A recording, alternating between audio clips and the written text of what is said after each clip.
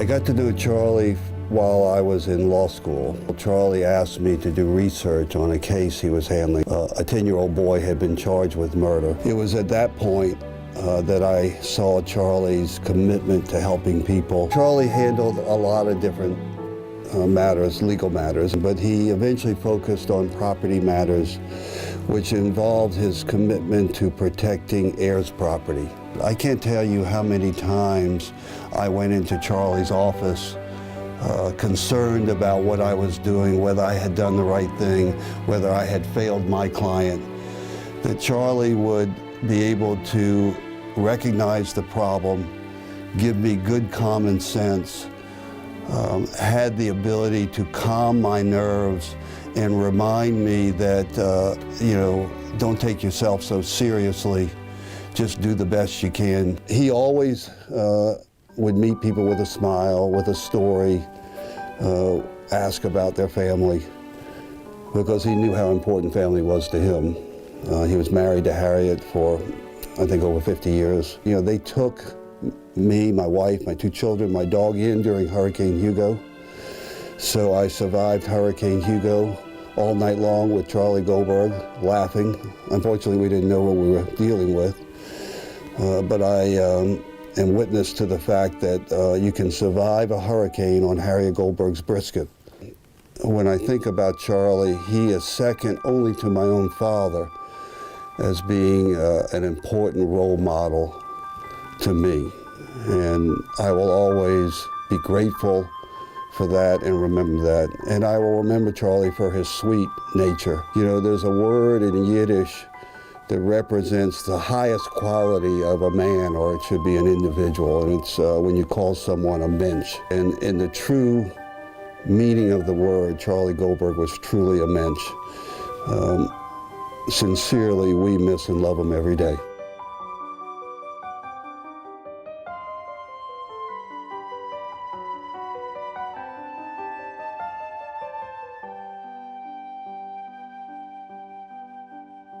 Benny and I met at law school.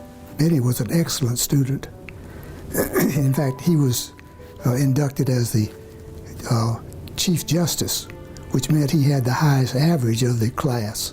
Benny was, not only was he a lawyer, but he was a student of the law. And he, like me, practiced pretty much a general practice. We did almost everything. But Benny was a real estate expert.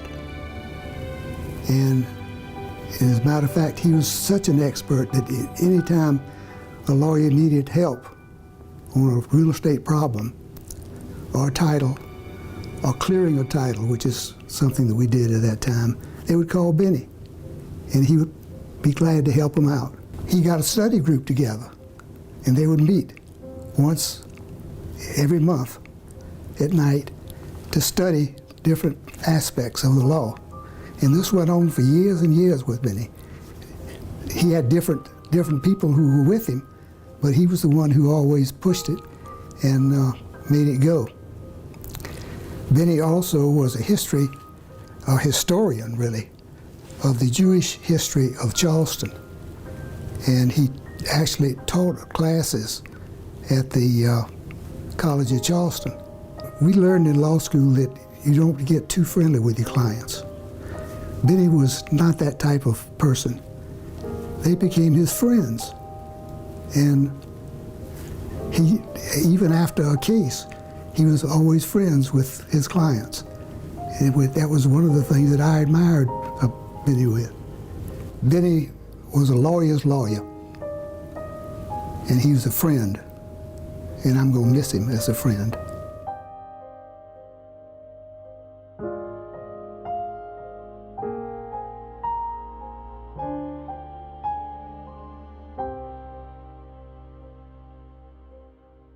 I first met Bobby the second day of our bar examination in 1975. I was standing on the steps of the Supreme Court, and Bobby walked up to me out of the crowd with a big smile on his face, and he talked to me like he knew me and said, All I need to know is what's the difference between a modus operandi and a garage man's lien.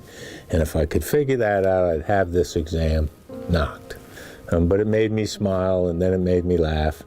And it broke through the anxiety of the bar examination. And little did I know that would be the beginning of a 45-year friendship. He comes from a wonderful Charleston family. And Bobby went to school at Rivers. He developed a love for track. So he would run track. He was the state half-mile champion in his junior and senior years. He won the Atlanta regionals. He then went to South Carolina on a track scholarship. The kind of lawyer that Bobby was, I call him the plea king. He was the kind of lawyer you wanted most when the last thing in the world you wanted was a public trial. Bobby just had a way of representing people and pleading their cases for them that was really quite remarkable. Now I say that, and I don't want to let you think that he wasn't a really good courtroom lawyer, because Bobby was the master of the unexpected. He could hold his own against the best of the prosecutors if he had to, and he pulled more rabbits out of his hat than any lawyer I ever knew. Bobby's specialty was making people laugh. He could make judges laugh, he could make bailiffs laugh, he could make the jurors laugh. And he would practice law with ideas like, well, if you can get the judge to laugh, he can't send your client to jail. And he was right. So he taught me not to take the law so seriously, to have fun.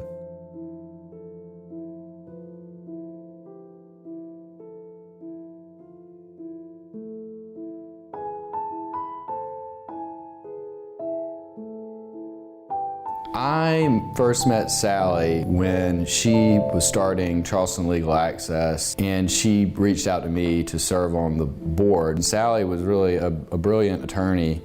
She had the option to go basically anywhere she wanted, any law firm she wanted to go to, but didn't want to do that, and instead decided to start a nonprofit sliding scale law firm. So part of the motivation for starting Charleston Legal Access was that when she was a child, her father couldn't afford an attorney to try to fight to get custody of Sally, and finally was able to save up the $3,000 he needed to pay a retainer to a lawyer, and ultimately did get custody of Sally.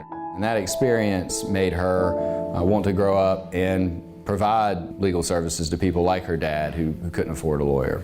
When I think of Sally in her role as executive director and then legal director of Charleston Legal Access, I just think of her being relentless. I mean, she worked tirelessly, making no money, paying herself almost nothing, had a brilliant legal mind, and was able to really connect with people in a way that just made you want to be on her side. She had a lot of really close relationships and that she valued a lot. She had a wonderful marriage to Roman, who is an acrobat from France. She had a very close relationship with her sister, Megan, and very, very close to her friend, Natalie, who's a lawyer in town. She valued relationships with people. What I'll probably remember most about Sally is just how much of an anomaly she was, in that she had the rare combination of a brilliant legal mind,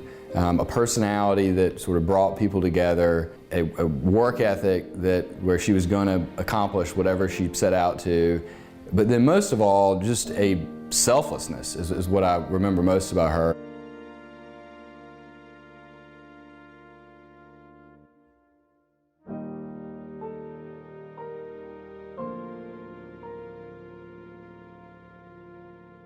Lucas Paget was a dear friend and a great law partner. He came to work with us at Hollings and Hawkins in the mid-70s, and everybody loved him. He was talented, dedicated to his clients, and he worked every day of his life just loving what he did. His passions were, first, his family. He had a beautiful family. Second would be his love of the law. And third, and maybe out of order, was politics and golf. And he was very good at all of it and just relished it. He was involved in everything he did. But let me say this, he was a lucky man. He and Sarah had two beautiful daughters, and Charlotte and Caroline, and they both grew up to be lovely people. Charlotte recently, 7 or 8 years ago, presented him with his first grandchild, Legree. And Legree liked golf. And Lucas was very, very happy about that. And he and Leanne were lucky to the nth degree. They had twins.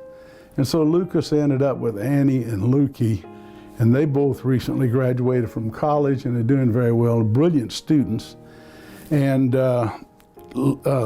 Annie was a great athlete in volleyball and soccer, and Lucas thought it was the coolest thing in the world that Lukey was on the fencing team at South Carolina. So all of that made him more than happy. He and I played a lot of golf together, and as I would tell you honestly, he won a lot of money from me playing golf. But he was so passionate, he played the Augusta National one time, and he came back and dictated every shot, what the yardage was and what club to use. And he passed that on to his grandson, Legree. I told him make sure he gives up that wedge too.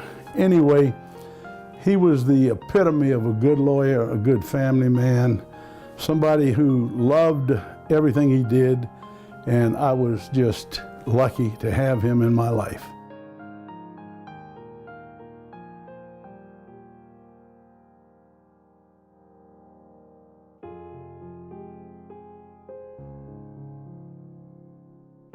I met Fred in 1983 after leaving the Navy JAG Corps and practiced with him on a formal or informal basis for the ensuing 36 years. There were many things that defined Fred: his quiet spirituality, his dedication to his family, but I think the thing that defined him that sticks with those that knew him was his dedication to his own physical fitness. Those that knew Fred certainly knew of that dedication. I think few knew why.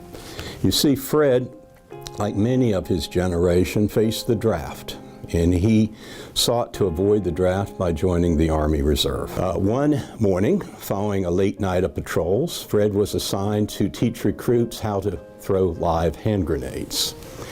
After several hours of training, the progressively weaker and hungover Corporal Reason was presented with a particularly large recruit. The recruit armed the hand grenade, and instead of throwing it out of the trench, simply froze with it in his hand. Fred frantically fought with the recruit, trying to get the grenade out of his hand, but he simply wasn't strong enough to break the recruit's grip. Fortunately, an active duty Army Ranger who was assigned to oversee the bumbling reservist leapt forward and with a single punch knocked the recruit unconscious, grabbed the hand grenade from his hand and dropped it into the box, where it exploded milliseconds later. Fred told me after that day he made a pledge never, ever to be weak again. In May of last year, Fred was handed a grenade that he couldn't defuse. At the Mayo Clinic in Rochester, Minnesota, he learned that he was suffering from ALS. But Fred met that challenge like he had dealt with that grenade on that range so many years before. I think there's a lesson in this for all of us. You know, be prepared. Meet life's challenges the best you can and never give up. And we will miss you, Fred, very much.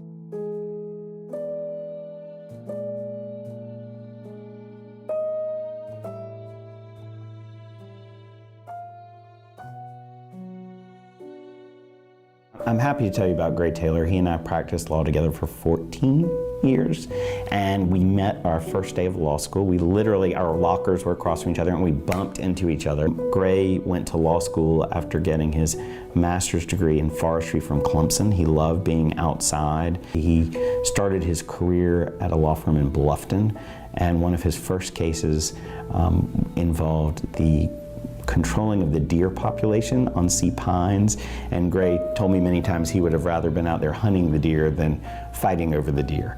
And so that should give you some of the background of what kind of person he was. He literally was wild about the outdoors, about the environment, about conservation and things of that nature, and his hobbies showed that. So I would describe Gray as an attorney as someone who is truly dedicated to helping his clients.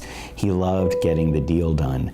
He started his career as a litigator, someone who went to court a lot, and then that morphed into his being a transactional attorney. He was very proud of some of the projects we did around town. We were able to get some stuff done for clients who had, heirs property with the last good deed in the 1880s. So he was thrilled about that. I mean, he was never happier than being in the woods or on the boat or on a beach. What I'll remember most about him is not having him, because he and I talked every day for 14 years, 8 hours a day for 14 years.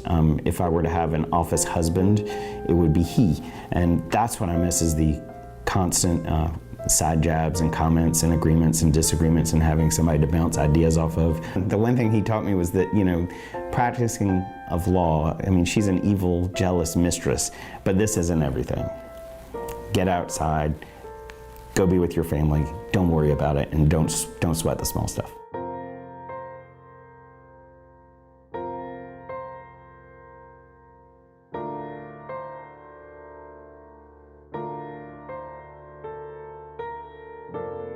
Every lawyer that I know now in Charleston, I can trace back to Bill Thrower. He knew everybody. He got me in with so many people, so many lawyers, introduced me to clerks, to judges. I mean, he really made an effort to really look out for me. And he looked out for me my entire career. And, he didn't have to do that. And when I got out of school, I didn't have a job offer.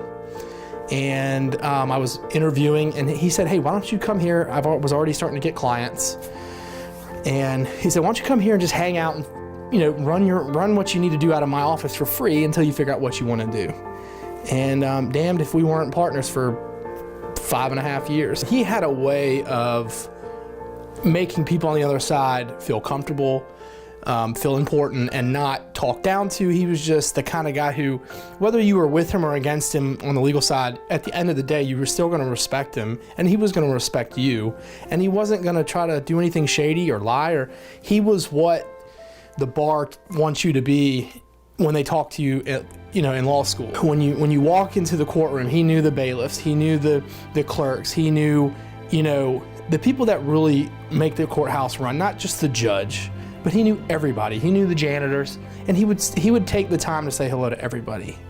And that was just Bill. That wasn't a plot or ploy, or that was just how he was. But probably the one thing that sticks out of my mind, what Bill taught me as a young lawyer and was teaching me throughout my career, was how to practice law and how to do it correctly. And his biggest thing was, Ryan, this case is going to end, and you're going to have to deal and see these folks the rest of your career, and they're going to have to see you, and you want to be friends with them, and you want to be kind, because you never know.